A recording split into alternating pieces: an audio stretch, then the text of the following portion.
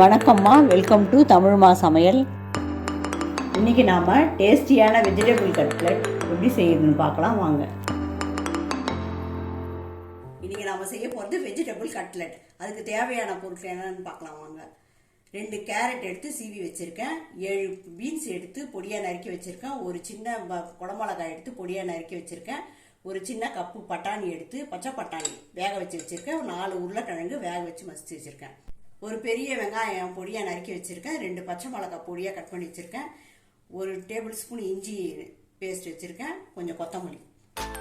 கடாய் காஞ்சிச்சு. இப்போ 2 table spoon எண்ணெய் ஊற்றிக்கலாம்.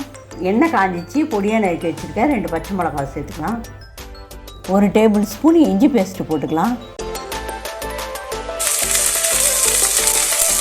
பச்சை மிளகாய் இஞ்சி பேஸ்ட்டு நல்லா வதங்கினா வெங்காயம் பொடியாக நறுக்கி வச்சுருக்கேன், வெங்காயத்தை போட்டுக்கலாம். அதை போட்டு நல்லா வதக்கலாம்.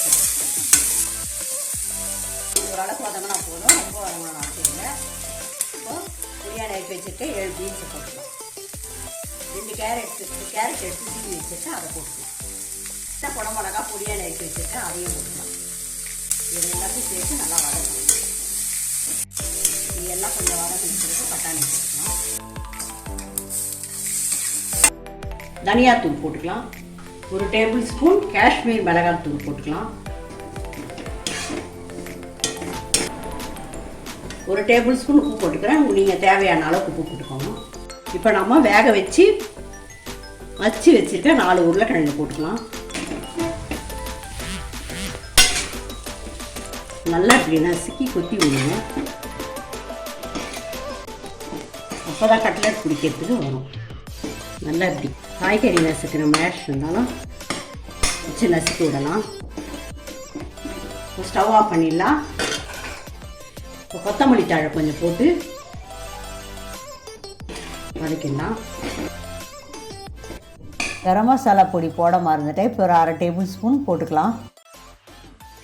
மசாலா ரெடி. இதோட பவுடர் பண்ணி வச்சுருக்கேன், கொஞ்சம் ப்ரெட் தூளியும் சேர்த்து கலந்துக்கலாம்.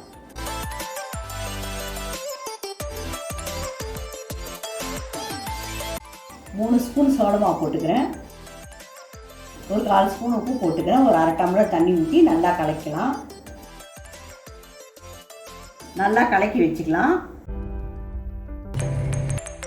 ரவுண்ட் ஷேப்பு, நீட்டு ஷேப்பு, எந்த ஷேப்பில் வேணால் நீங்கள் ரெடி பண்ணிக்கலாம். நான் வந்து ரவுண்ட் ஷேப்பில் ரெடி பண்ணுறேன். நல்லா ஓரத்தெல்லாம் இப்படி பண்ணி விட்டுக்கோங்க. இப்போ சோள மாவில் போட்டு இப்படி பண்ணிவிட்டு ப்ரெட்டில் போட்டு கட்லெட்டை ப்ரெட்டு உள்ள புரட்டி ஃப்ரை பண்ணி எடுத்துக்கலாமா.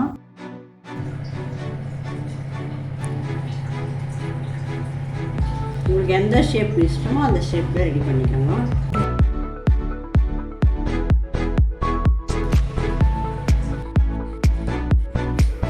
கடாய் காய்ச்சி எண்ணெய் ஊற்றிக்கலாம். எண்ணெய் காய்ச்சி இப்போ கட்லெட் சுட்டு எடுத்துடலாம். போட்டுடுங்க.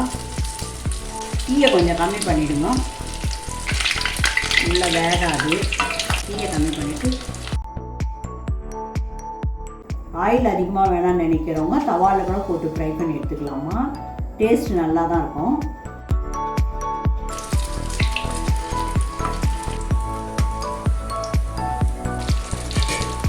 இது வெந்துடுச்சு, ஒரு சைடு திருப்பி ஊற்றிக்கலாம்.